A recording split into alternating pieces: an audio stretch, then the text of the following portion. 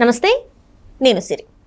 AP deputy CM Pawan Kalyan గారు ఎప్పుడు మాట్లాడినా కూడా చంద్రబాబు నాయుడు గారు ఇంకొక 15 సంవత్సరాలు సీఎంగా ఉంటారని చెప్పి మాటలు విన్నప్పుడు జన సైనికులు ఎవరైతే ఉన్నారో వాళ్ళైతే కొంత అసంతృప్తి వ్యక్తం చేస్తున్నట్టు తెలుస్తుంది.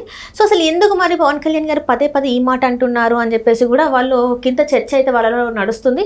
సో దానికి సంబంధించి మరింత సమాచారాన్ని మనకి తెలియజేయడానికి మనతో పాటు ఉన్నారు Janasena official spokes person Srinivas గారు. నమస్కారం సార్.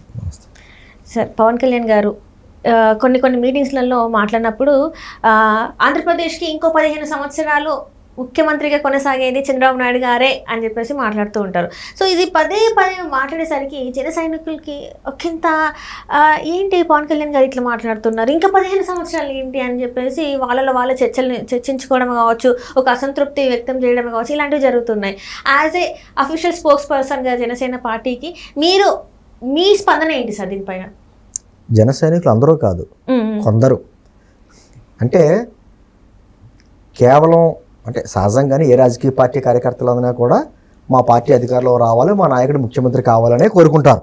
ఎవరినో ముఖ్యమంత్రి చేయడానికి, ఎవరి కింద పనిచేయడానికి ఎవరు ఒప్పుకోరు కదా, ఏ పార్టీ అయినా.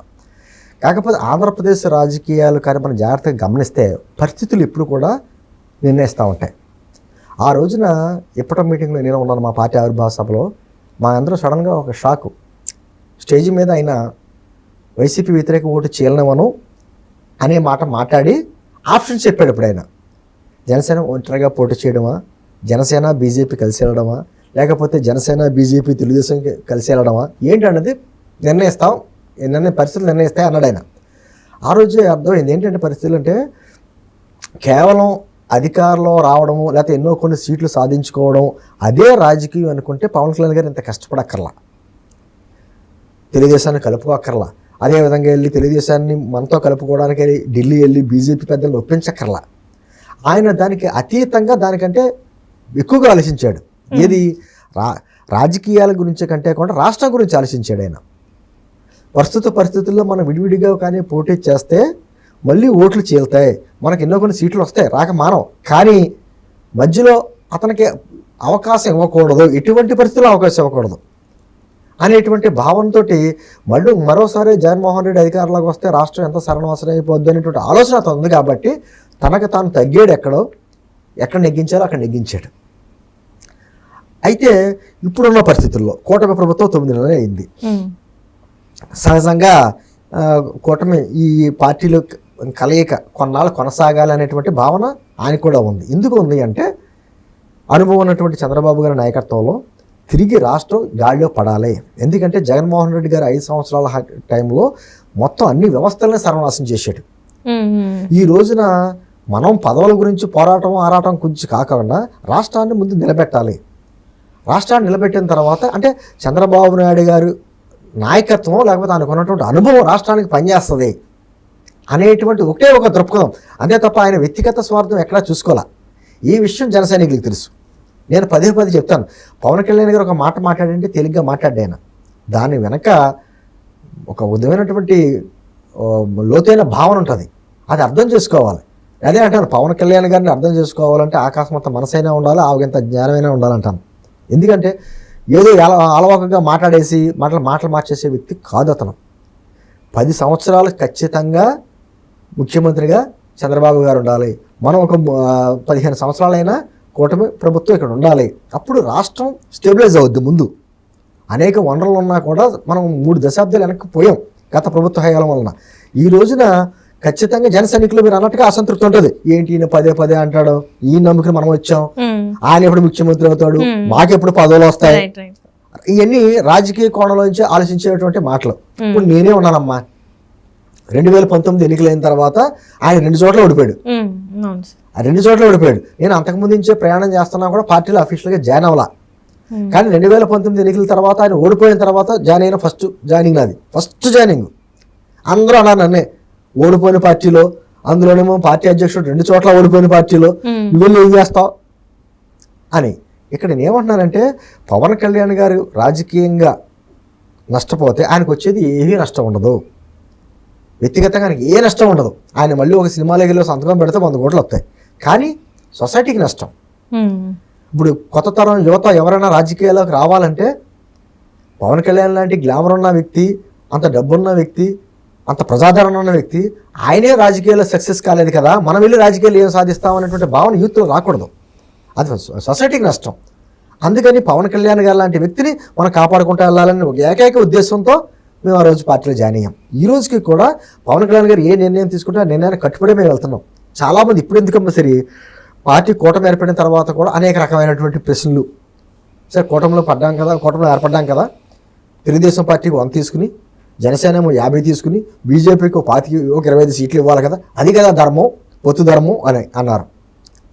పవన్ కళ్యాణ్ గారు చాలా జాగ్రత్తగా ఆలోచించాడు. ఆయన నిజంగా ఆయన ఆ రోజు డిమాండ్ చేస్తే ఎన్ని సీట్లు కావాలి, 10 సీట్లు వస్తాయి కదా, కానీ అదే ఆలోచించలేదు. ఆయన తీసుకున్న సీటు ప్రతి సీటు గెలిపించుకోవాలి, తీసుకోవడం గొప్ప కాదు, తీసుకున్న ప్రతి సీటు గెలిపించుకోవాలి అనేటువంటి దృక్పథంతో 21 సీట్లు తీసుకున్నారు. తర్వాత 30 అన్నారు, తర్వాత 24 అన్నారు, తర్వాత 21 సీట్లు తీసుకున్నారు. దాని వెనకాల ఎంత ప్రణాళిక చేసుకుంటాడు ఆయన అంటే. ఇవన్నీ ఎందుకు చెప్తున్నాను అంటే ఖచ్చితంగా ఒక పార్టీలో ఉన్న కార్యకర్తకే ఒక విధమైనటువంటి అసంతృప్తి ఉంటుంది. అంటే ఎన్నాళ్ళు మనం వేరే పార్టీ వాళ్ళని మోయాలి, వాళ్ళని మోయడానికే మేము రాజకీయాల్లోకి వచ్చాం, మీరు ఎప్పుడు ముఖ్యమంత్రి అవుతారు అంటే మనం సిరి ఒకటి చెప్తున్నా, రాజకీయాల్లో మనం బలం ఏంటో మనం తెలుసుకునే దానికంటే మన బలహీనత ఏంటో కూడా మనం తెలుసుకోవాలి. ధన రాజకీయాలు, ఇప్పుడు ఉన్నటువంటి డబ్బు లేకుండా రాజకీయాలు లేవు. ఒక ఎమ్మెల్యేగా పోటీ చేయాలంటే 30 నుంచి 40 కోట్లు తక్కువలో తక్కువ ఖర్చు చేయాలి. పోనీ ఖర్చు చేస్తే గెలుస్తామన్న గ్యారంటీ కూడా లేదు. అటువంటి రాజకీయ వ్యవస్థలో మనం ఉన్నాం. ఎన్నినే చేయి, నువ్వు ఎంత మంచోడువైనా అయ్యుండు, కానీ ఎన్నికల టైంకి నాకు డబ్బులు ఇవ్వకపోతే ఆడు ఓటేయడు. ఆడు ఎవరికి ఇవ్వాలో నిర్ణయించుకుంటాడు, డబ్బులు తీసుకునేవాడు, కానీ అందరి దగ్గర డబ్బులు తీసుకుంటాడు, అక్కడ నచ్చినట్టుగా ఓటేసుకుంటాడు. కానీ అటువంటి వ్యవస్థలో, ఒక డబ్బు నడిపేటువంటి రాజకీయ వ్యవస్థలో, ఈ పోటీ వ్యవస్థలో ఒక్క ఓటు వస్తే సీటు గెలుపు అనేటువంటి నిర్ణయించేటువంటి వ్యవస్థలో ఆచితూచి నిర్ణయాలు తీసుకోవాలి తప్ప ఈ రోజు పబ్బం గడిచిపోతే చాలు అనేటువంటి ఆలోచన ధోరణి మనకు ఉండకూడదు. పవన్ కళ్యాణ్ గారు పదే చెప్తూ ఏంటంటే మనం చేసే రాజకీయం మరో 25 సంవత్సరాలు ఉండాలి, మరో 25 సంవత్సరాలు మన రాజకీయాల్లో ఉండాలి, అంతే తప్ప ఈ రోజు ఏదో పదవులు తీసేసుకుంటే.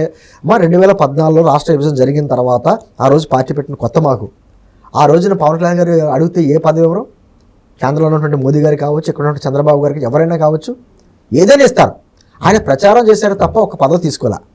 ఆ రోజున బీజేపీకి తెలుగుదేశానికి సపోర్ట్ చేశారు. ఏంటంటే బ్లాక్మెయిల్ చేయడం, అవకాశం వచ్చింది కాబట్టి ఏదో రకంగా బెదిరడం, అటువంటి స్వార్థం ఎప్పుడు ఆయన చూసుకోవాలి. ఈ రోజుకి కూడా మోదీ గారి దగ్గర అతనికి ఉన్న వాల్యూ ఎందుకు వాల్యూ ఉంది? ఏ రోజు అయినా తన దగ్గరికి వచ్చినప్పుడు కూడా తనకో తన వాళ్ళకో ఈ పదవులు కావాలి, ఆ పదవులు కానీ ఇప్పుడు రిక్వెస్ట్ చేయలేదేనా? ఇప్పుడు లేదా రాష్ట్రం గురించే అడుగుతాడు నిధులు. ఆ నమ్మకం, ఆ గొప్పతనం, ఆ గౌరవం అందుకే వచ్చింది దానికి. ఏంటంటే జన సైనికులు కూడా అర్థం చేసుకుంటున్నారు. ఖచ్చితంగా కొంతమందికి అయితే అసంతృప్తి లేదని నేను అన్నాం, కానీ అసంతృప్తి పడే ముందు మన నాయకుడు తీసుకున్న నిర్ణయాలు మన భవిష్యత్తు గురించి ఆలోచించి నిర్ణయాలు తీసుకుంటున్నారా, లేకపోతే ఎప్పటికెప్పుడు పబ్బం గడిపేసుకునేలాగా నిర్ణయాలు ఉంటున్నాయా అనేది కూడా మనం ఆలోచించుకోవాలి. ఎందుకంటే ఎవరిని వదలడైనా పవన్ కళ్యాణ్ గారు చివరి ఆయన చాలామంది అనుకుంటారు ఆయన చుట్టూ తిరిగే వాళ్ళు ఎక్కువ కనపడతారు తప్ప కింద గ్రౌండ్లో వచ్చేసే వాళ్ళని దృష్టిలో రారు అంటే. ఆయన పదే ఆ విషయం కూడా చెప్పాడు, నా చుట్టూ తిరుగుతామో లేకపోతే బ్యానర్లు కడతామో, బ్యానర్ల మీద కనపడే వాళ్ళ లీడర్లని ఎప్పుడు అనుకోను నేను, నాకు తెలిసి ఎవరు ఎంత పని చేస్తున్నారో గ్రౌండ్లోని, అటువంటి వ్యక్తులకే నేను ఖచ్చితంగా పదవులు ఇస్తాను. మొన్న ఎమ్మెల్సీ ఇచ్చారు మా హరిప్రసాద్ గారికి. మరి హరిప్రసాద్ గారు ఏమి రాజకీయ నేపథ్యం ఉన్న వ్యక్తి కాదే, ఏమీ డబ్బున్న వ్యక్తి కాదే, వ్యాపారాలు చేసిన వ్యక్తి కాదే, మామూలు జర్నలిస్ట్ అయినా, ఒక ఈనాడులో చేసినటువంటి ఒక జర్నలిస్ట్ అయినా అతన్ని తీసుకుని మన పార్టీకి నడుపుకున్నారు. అతని సమయం వచ్చింది, అతను ఎమ్మెల్సీ చేసాడు. అంటే నిజంగా చెప్పులు తిరిగేవాడికి రాజకీయ విత్తనం నిజంగా చెప్పులు వేసుకుని అమ్మని కాదు అక్కడ. అంటే నిరంతరం కష్టపడాలి, నమ్మకంగా పనిచేయాలి, నాయకత్వం మీద ముందు నమ్మకం ఉండాలి, మన నాయకుడి మీద మనకు నమ్మకం ఉండాలి. అంతే తప్ప ముందే దాని నెగిటివ్గా ఆలోచించేసుకుంటే మాత్రం అదేమవుద్దంటే దానివల్ల లాభం లేకపోతే పార్టీకి నష్టం అవుద్ది. మనం చేసే ప్రతి నిర్ణయం, మాట్లాడే ప్రతి మాట కూడా మన నాయకత్వానికి మనం బలం అవ్వాలి తప్ప బలహీనత కాకూడదు. ప్రస్తుత రాష్ట్ర రాజకీయాలు చాలా జాగ్రత్తగా గమనించుకోకపోతే మళ్ళీ పళ్ళులో పెట్టినట్టు మా దుర్మార్గుడి చేతిలో పెట్టవలసిన సందర్భం వస్తుంది. ఇవన్నీ ఆలోచించారు కాబట్టి చంద్రబాబు గారు కావచ్చు, పవన్ కళ్యాణ్ గారు కావచ్చు, ఎప్పటికెప్పుడు వాళ్ళు చర్చించుకుంటే నిర్ణయాలు తీసుకుంటే ముందుకెళ్తున్నారు. మనం అందరం కూడా వాళ్ళకి ఒక ఐకమత్యంగా ముందుకెళ్ళాలి తప్ప రాజకీయ కోణాల్లో ఆలోచించి, కుల కోణాలలో ఆలోచించి రకరకాలుగా ఆలోచిస్తే నష్టపోయేది మనమే. అటువంటి అవకాశం ఇవ్వకుండా నాయకత్వం మీద నమ్మకం పెట్టుకుంటే మాత్రం మంచి భవిష్యత్తు ఉంటుంది జనసేనలో. Right sir, thank you so much sir.